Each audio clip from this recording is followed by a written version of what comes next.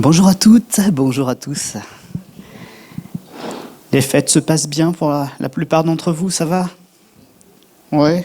Je sais toujours qu'il y a pour des gens pour lesquels c'est moins facile, hein. Quand on est un peu seul, c'est une période qui est plus difficile que pour d'autres moments dans l'année. Mais en tout cas, moi, il y a une chose que j'ai notée, c'est que vous êtes présents. Vous êtes là? Oui. Oui? Est-ce que vous êtes là? Oui. Ah, ça me rassure. Parce que ça veut dire qu'en face de moi, j'ai des gens qui ne se sont pas laissés déstabiliser par l'adversaire, par les petits problèmes du quotidien, par les menaces, par les grincements de dents, par les conjoints pas toujours faciles. J'ai en face de moi des vainqueurs qui ne se sont pas laissés prendre leur récompense. Et surtout des personnes qui ont encore assez de force pour ne pas être des captifs ou des esclaves. Il y a eu un appel de Dieu. Je suis convaincu que ce temps n'est pas là parce que le pasteur est là, mais parce que Dieu vous veut pour lui. Qu'il veut vous encourager, vous bénir, affronter les épreuves avec vous. Et si vous êtes là, c'est que vous êtes capable de rester dans cette victoire. Amen. Je suis donc très heureux d'être avec un peuple de vainqueurs. Et sans plus tarder, nous pourrions avancer un peu en ouvrant la parole de Dieu ensemble. Le culte, ce n'est pas simplement, les chants ou les prières, mais c'est aussi laisser une bonne place à l'Éternel, parce que c'est un culte que nous célébrons, un culte que nous lui offrons, mais un temps aussi pour que lui puisse nous répondre. Et là, c'est constructif. Est-ce que vous aimez qu'on parle d'amour? Parce que Dieu aime ce discours-là. Alors c'est vrai qu'il n'aime pas le péché, donc il y a des choses que Dieu n'aime pas, mais c'est un Dieu qui veut d'abord parler d'amour. Il n'a pas créé l'univers pour que l'univers se perde, mais pour l'aimer, pour le choyer, pour l'avoir avec lui. Il a créé quelque chose de nouveau, dont nous faisons partie. 1 Corinthiens, chapitre 13. L'importance de l'amour aux yeux de Dieu, et qui donc doit aussi devenir quelque chose d'important à nos yeux, quelque chose que nous devons apprendre à mieux comprendre, mieux cerner, et à mieux exercer également. Et comprenons par là que ce n'est pas l'amour qu'on nous vend tous les jours à la télévision, à la radio ou dans les livres, hein, ou ce que l'on pense être de l'amour parce qu'on est avec quelqu'un. C'est l'amour de Dieu dont on parle. Un amour qui ne trompe pas, un amour qui ne trahit pas, mais lisons le texte, il parle de lui-même. 1 Corinthiens chapitre 13, verset 1er. « Quand je parlerai les langues des hommes et des anges, si je n'ai pas l'amour, je suis comme un airain qui résonne ou une cymbale qui retentit. En gros, j'ai de la puissance, mais tout ce que je fais, c'est du bruit. Et quand j'aurai le don de prophétie, la connaissance de tous les mystères, certaines Bibles ont le mot science, mais c'est synonyme, science, connaissance de tous les mystères, et une connaissance donc, quand j'aurai même toute la foi jusqu'à transporter des montagnes, si je n'ai pas l'amour, je ne suis rien. » En gros, accomplir de grandes choses quand c'est pour se vanter soi-même, ça ne nous emmène nulle part. Mais si je fais des choses et que j'en fais profiter mon voisin, mon prochain, je glorifie Dieu, j'encourage mon prochain, et c'est ce retour d'affection-là, ce retour de joie qui me bénit. Ça, c'est la vraie action exercée dans l'amour. Quand j'aurai même la foi jusqu'à transporter les montagnes, si je n'ai pas l'amour, je ne suis rien. C'est donc mon identité qui est engagée. Et quand je distribuerai tous mes biens pour la nourriture des pauvres, quand je livrerai même mon corps pour être brûlé, si je n'ai pas l'amour, cela ne me sert à rien. Il y a des gens dans leur religion qui sont capables de faire de grands actes de religiosité, de démonstration, visible de tous. C'est impressionnant. Des jours et des jours sans manger, boire un peu, au nom de mieux comprendre la misère des autres et de prendre quelques instants leur place quand eux ne peuvent pas manger, mais que moi je peux. Je me mets à leur place. Mais, derrière, tout le reste de l'année, comme on n'est pas comme eux, ils ne nous acceptent pas à leur table.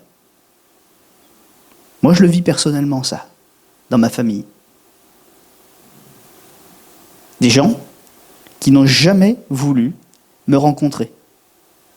Parce que leur religion leur impose d'être séparés de moi. Mais ils ont des grandes des grands temps de réflexion sur eux-mêmes, sur la condition humaine, sur l'amour du prochain, mais qui ne les emmènent pas à m'aimer. Des grandes démonstrations, mais dont je suis exclu. Je ne sais pas si c'est votre cas, mais vous n'êtes pas les seuls à avoir de l'exclusion dans votre vie. Être pasteur, c'est un titre, ça ne me donne pas de l'amour. Ce qui donne de l'amour, c'est quand vous et moi, on change au contact de Dieu pour être capable d'aimer véritablement en action et en vérité. Et si je n'ai pas l'amour, le vrai amour, tout ce que je fais, c'est du bruit, c'est de la tchatch, mais ça ne m'emmène pas plus près de Dieu, ni plus près de celui que Dieu veut que j'aime. L'amour est patient, il est plein de bonté, l'amour n'est point envieux, l'amour ne se vante point, il ne s'enfle point d'orgueil, il ne fait rien de malhonnête, il ne cherche point son intérêt, il ne s'irrite point, il ne soupçonne point le mal. Alors ça déjà, dans mon mariage, moi c'est pas comme ça. Hein. J'ai du mal avec tout ça, moi. Mais c'est l'objectif que Dieu me demande de viser avec lui. Non pas avec mes propres forces, j'y arrive pas. Mais en comptant sur Dieu qui me dit, là tu as mal fait, reprends-toi. Demande pardon à ta femme, déjà c'est dur, à tes enfants, encore plus dur, à ta propre mère. Oh Seigneur, tu me demandes un truc là.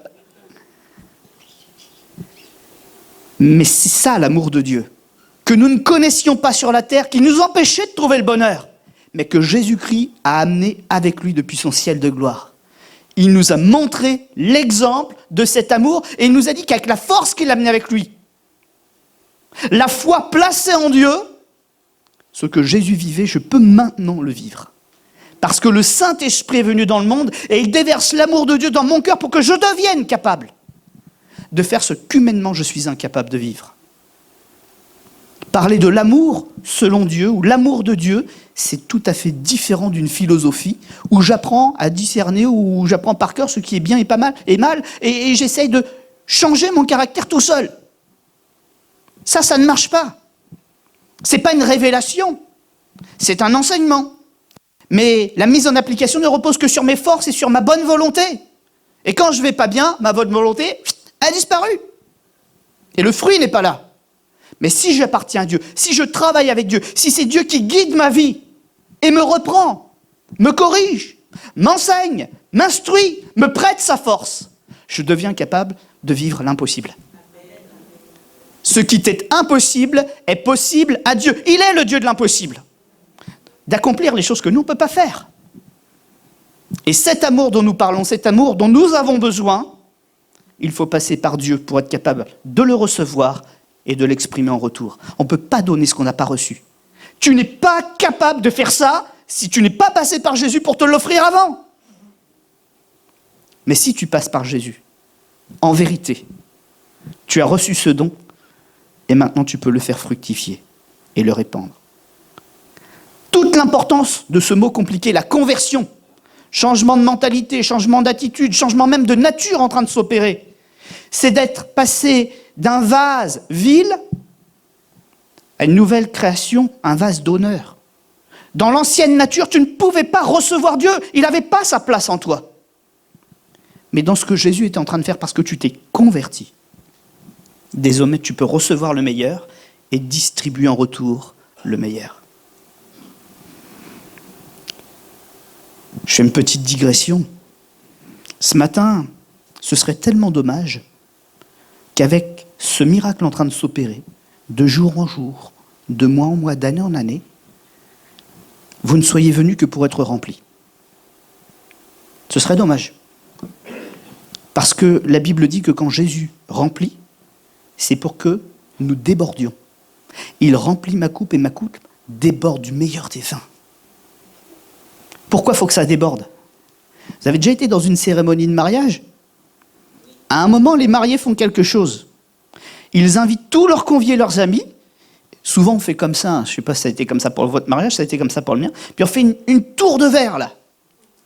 Et qu'est-ce qui se passe ? On verse dans la première coupe celle des mariés pour qu'ils ouvrent les festivités ? Non.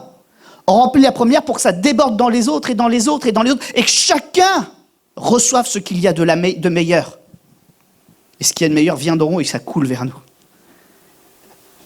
Et moi, je crois qu'avec ce que vous avez accepté de Jésus dans votre vie, ces remises en question, ces choix difficiles, ces choses que vous avez abandonnées pour Jésus, pour correspondre au modèle auquel il vous a appelé, vous n'êtes plus du bas maintenant.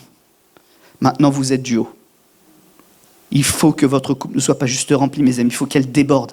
Parce qu'en dessous, vous avez vos enfants, vous avez vos familles, vous avez vos collègues de travail, vous avez vos relations, les gens que vous croisez au supermarché. Venez pour être remplis au débordement ce matin. Soyez des outils de bénédiction. Sans vantardise, sans orgueil, puisque ce que nous avons, c'est Dieu qui nous l'a donné, ça ne vient donc pas de nous. Et cet amour ne fait rien de malhonnête. Il ne cherche point son propre intérêt, il ne s'irrite point, il ne soupçonne point le mal, il ne se réjouit point de l'injustice, mais il se réjouit de la vérité. Il excuse tout. Ça ne veut pas dire qu'il est bête pour retourner face aux personnes qui lui ont fait des problèmes, hein. Mais il y a un vrai pardon. Après, on ne va pas s'exposer bêtement, hein. Mais c'est un vrai pardon. Il supporte tout, il espère tout, il croit tout, il excuse tout. L'amour ne périt jamais. Cet amour-là ne périt jamais. Il n'y a pas de divorce. Il n'y a pas d'abandon. Il n'y a pas de trahison. Il n'y a pas d'infidélité. Christ est appelé le juste et le fidèle, le saint. Cet amour qu'il nous a promis est un amour indestructible. L'amour, cet amour-là, ne périt jamais. Les prophéties, parmi ces choses surnaturelles que nous pouvons vivre déjà aujourd'hui sur la terre, hein. C'est-à-dire ces paroles qui viennent de Dieu, qui passent par la bouche de quelqu'un qui n'est pas forcément au courant de quelque chose, et qui révèlent des choses que Dieu sait et a vues. Les prophéties, ces choses qui peuvent nous étonner, même elles disparaîtront. Ce n'est pas le summum de la foi. Ça indique simplement une direction. Pour nous qui sommes perdus aujourd'hui, elles seront abolies, elles disparaîtront, parce qu'elles seront accomplies. Les langues cesseront. La connaissance sera abolie. C'est-à-dire la façon de raisonner sur la terre, en fait, hein. Mais nous hériterons la vraie connaissance. Nous aurons Dieu face à face, et nous le connaîtrons alors comme il nous a déjà connus. Car nous connaissons en partie, et nous prophétisons en partie. Mais quand ce qui est parfait sera venu, ce qui est partiel sera aboli. Lorsque j'étais enfant, je parlais comme un enfant. Je pensais comme un enfant. Je raisonnais comme un enfant. Mais lorsque je suis devenu homme, j'ai fait disparaître ce qui était de l'enfant. Un homme, normalement, c'est quelqu'un qui a pris la maturité. C'est ça que ça veut dire. C'est pas juste le nombre d'années au compteur. Il a donc appris l'importance de la discipline, l'importance de l'obéissance, l'importance de la hiérarchie, l'importance du pardon. Un homme, c'est tout ça et bien plus encore. Et il y a une parole de l'Écriture qui n'est pas dans ce texte, mais que je peux citer maintenant.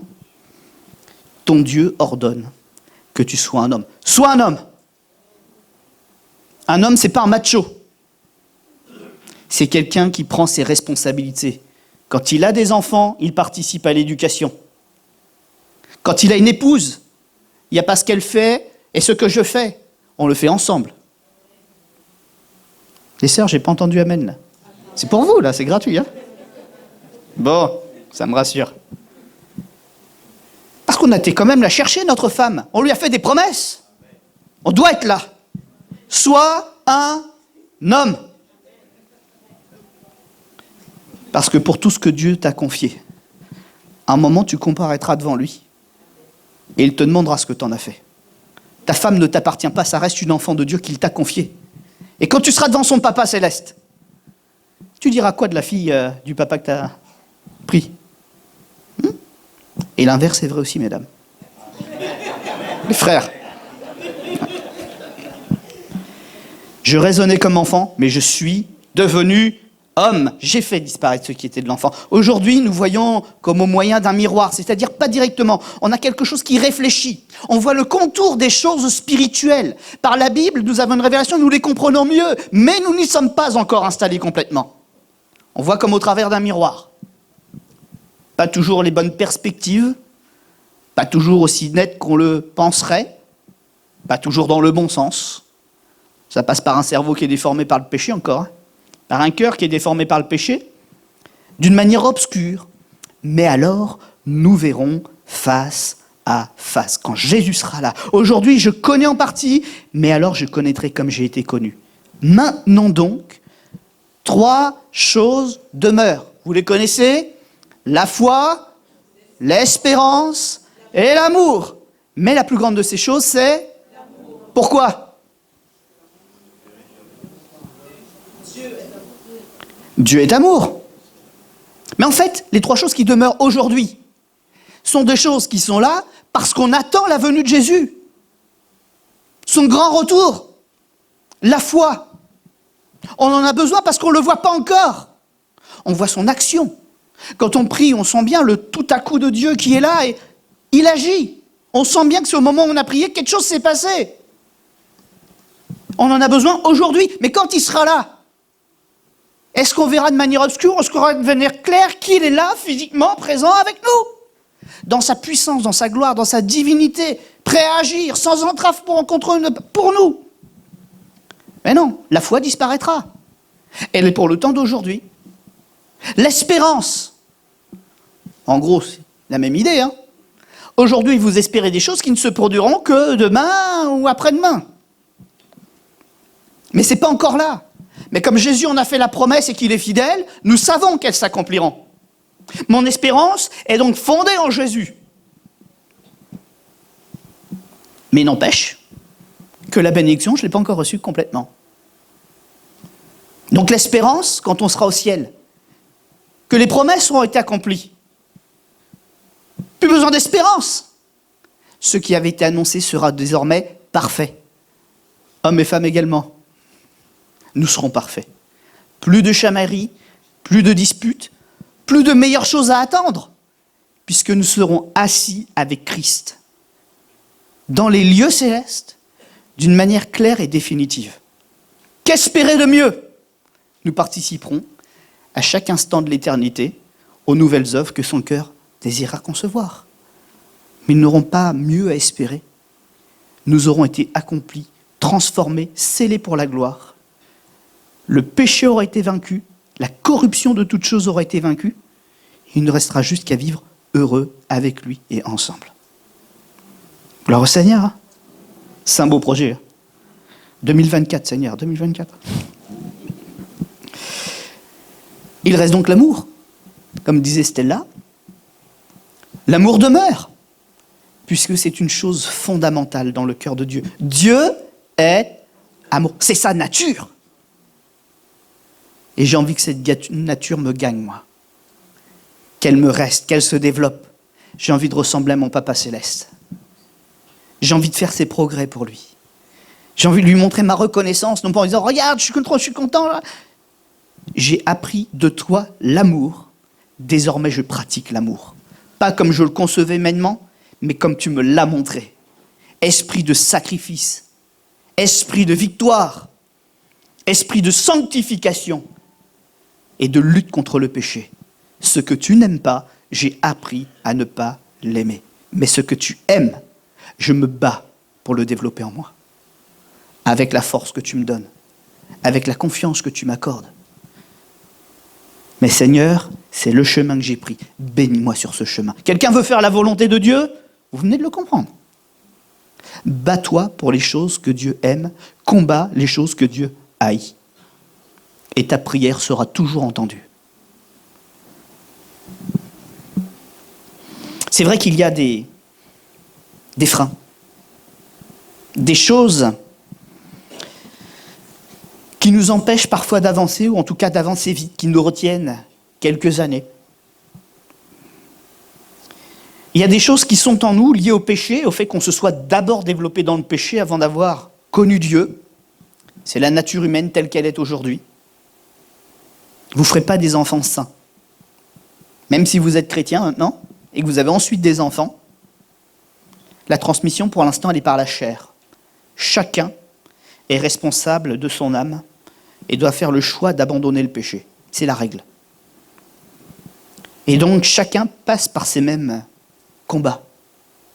contre lui-même, mais aussi contre la volonté de Dieu pendant un temps de sa vie. Nous sommes face à un choix. La première chose qui va nous embêter, c'est que personne n'est plus grand que Dieu. C'est pas moi le plus grand, c'est pas moi le chef. J'ai toujours quelqu'un au-dessus de ma vie à qui je dois rendre des comptes. Je le veux pas, je le comprends, je le rejette, mais c'est la réalité, c'est la règle. Dieu est Dieu, il n'a pas d'égal, il n'a pas de semblable.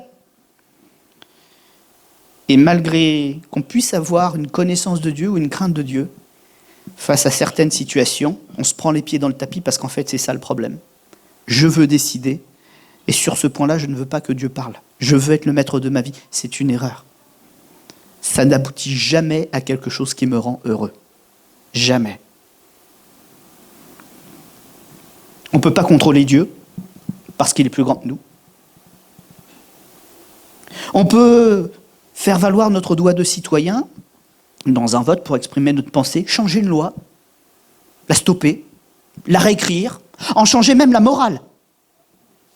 Ça marche sur la terre, ça ne marche pas au ciel. Au ciel, il y en a un seul qui dicte les lois et ces lois ne changent pas. Et certains ne supportent pas ça. L'autorité de celui qui est vraiment Dieu. Avoir quelqu'un au-dessus de nous, c'est quelque chose qu'il nous faut apprendre. Mais la nouvelle nature dont le Seigneur veut nous revêtir et nous a revêtus, nous permet de le vivre heureux. Vous savez, parfois on croise des personnes qui sont de bonnes personnes. Je veux dire avec un bon état d'esprit. Parce qu'elles ont réfléchi sur les choses de la vie, sur les conséquences de leurs actes, etc. Mais tout n'est qu'intellectuel, c'est de la philosophie. Ça ne les a pas changés au profond, ça les a fait mûrir dans une certaine direction qui est bonne en soi.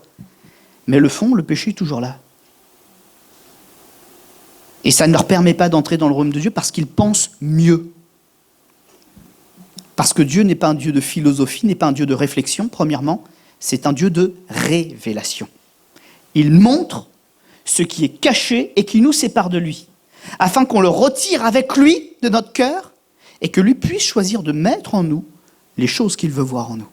C'est tout à fait différent.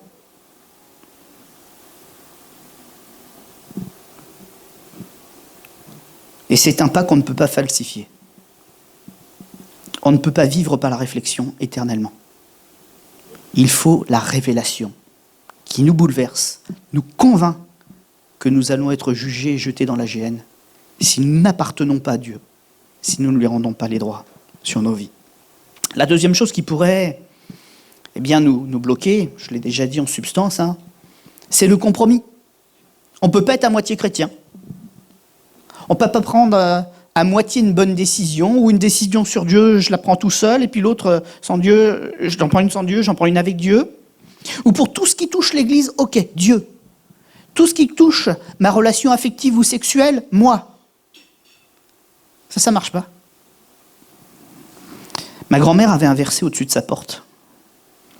Quand on entrait dans le salon, « N'oublie pas que Dieu est l'auditeur silencieux de chacun de tes instants. » Tu le vois pas, il est là. Dans ta chambre, dans ta douche, partout.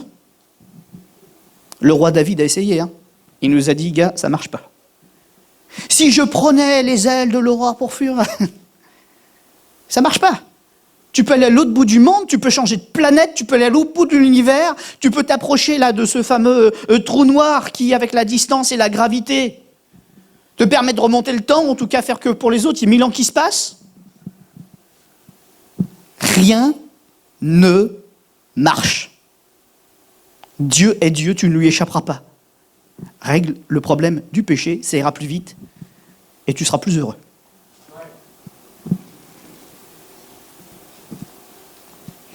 Il y a une peur que nous avons. Même les croyants d'aujourd'hui, même les bons croyants. Parce que notre nature n'est pas encore parfaite. On est en train d'être changé. Et cet obstacle, c'est celui du doute. La peur d'être trahi. La peur que ça ne marche pas. Et c'est là où le diable nous attend. Il nous pousse un petit peu avec un mensonge. Une demi-vérité, parce qu'une demi-vérité, c'est un mensonge.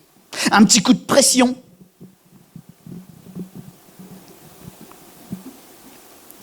Et ça aussi, ça nous empêche d'avancer. Quand on a peur qu'il nous manque quelque chose, quand on a peur que quelque chose nous soit repris, on oublie que Dieu a prévu des choses bien plus grandes encore et qu'on ne sera jamais perdant. Même parfois, en sachant ce que Dieu fait, quand il nous dit « c'est prévu, attends juste un peu ». Rien que le fait de vouloir, d'entendre ça, attends un peu, ça nous pousse déjà dans la direction de faire la bêtise. Attends un peu. Je vous le redis avec un peu d'humour, je l'ai déjà dit, mais bon, comme ça au moins je vise personne. Hein. Je me suis marié à 34 ans. 2 jours avant mes 35 ans. Je bénis ma femme, je me suis marié à 34, pas à 35. Mais il fallait attendre jusqu'à 35. Fallait, hein. En plus, j'embête souvent ma femme, je dis en plus, tu sais, 35, c'est 35 ans révolus. Hein. Désolé pour ceux qui se croient jeunes. Vous venez de prendre une année de plus avec ma réflexion. C'est 35 ans révolus. Donc vous êtes déjà entré dans la 36e année. C'est long. Et le Seigneur dit, mais il faut attendre un peu. Vaut mieux une bénédiction qui vient de moi, qui sera suivie d'aucun chagrin, que tu prennes un truc et tu le regardes toute ta vie comme un boulet derrière. C'est pas moi qui fixe les règles. J'ai beau être citoyen des cieux, le Seigneur ne demande pas de vote. Il a donné sa règle parce que sa règle est bonne. Il est Dieu et je suis son enfant.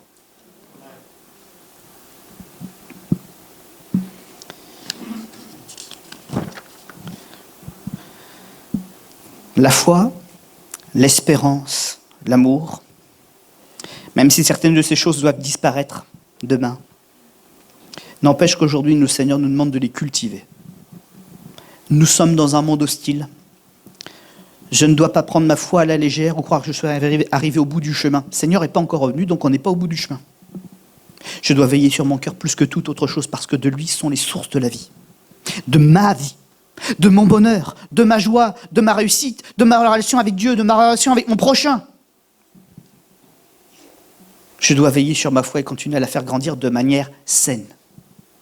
Être attentif aux mots que j'écoute, même s'ils ont l'air d'être tirés de la parole de Dieu.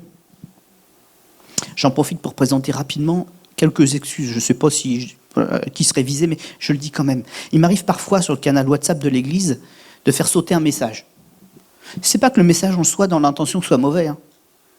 Mais comme je suis un lecteur assidu de l'Écriture, et que je connais, à cause de mon rôle de pasteur, certaines doctrines mauvaises, des fois, je lis des textes et je ne peux pas m'empêcher de voir la prospérité ou certaines théologies comme ça ressortir. La personne qui l'a mis s'en est même pas rendu compte. Hein. C'est pour ça que je présente mes excuses.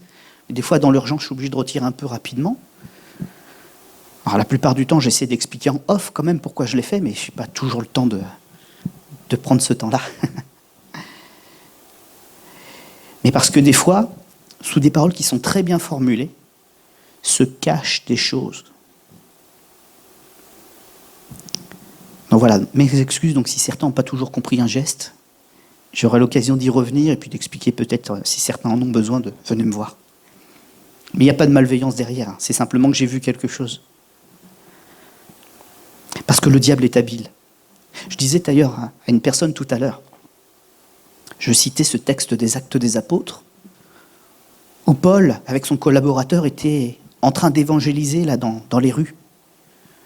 Et puis, il y a une femme qui arrive par derrière, qui fait de la pub gratuitement. Venez voir ces hommes qui vous expliquent une voie du salut. Le problème, c'était une voie du salut. C'est pas la voie du salut. Parce qu'une voie du salut, dans une ville où il y a des centaines d'idoles et on n'a oublié aucun dieu, c'est pas vraiment une bonne pub.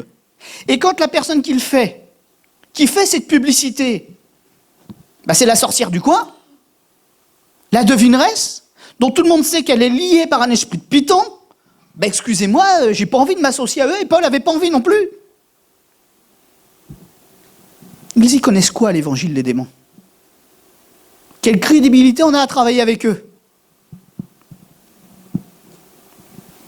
Que le Seigneur nous aide à ne pas être un peuple de compromis, mais à rester droit. À l'écoute, même des méchants. Mais quant à la foi, de rester pur et droit. Lorsque j'étais un enfant, je parlais comme un enfant, mais surtout j'agissais comme un enfant. Touche pas la prise. Touche pas la prise, c'est dangereux. met le bouchon, il prend la fourchette, il essaie de leur tirer. Vous n'avez pas vos enfants qui font ça avec les miens qui me rendent fou. Hein. Lorsque j'étais un enfant, je parlais comme un enfant, je pensais comme un enfant, j'agissais comme un enfant. Mais désormais, je suis un adulte. Je sais pourquoi mon père a fait tout ça pour moi. Je sais pourquoi mon frère est monté sur la croix pour moi. Je sais de quoi ils m'ont délivré. Je sais l'avenir qu'ils ont pour moi.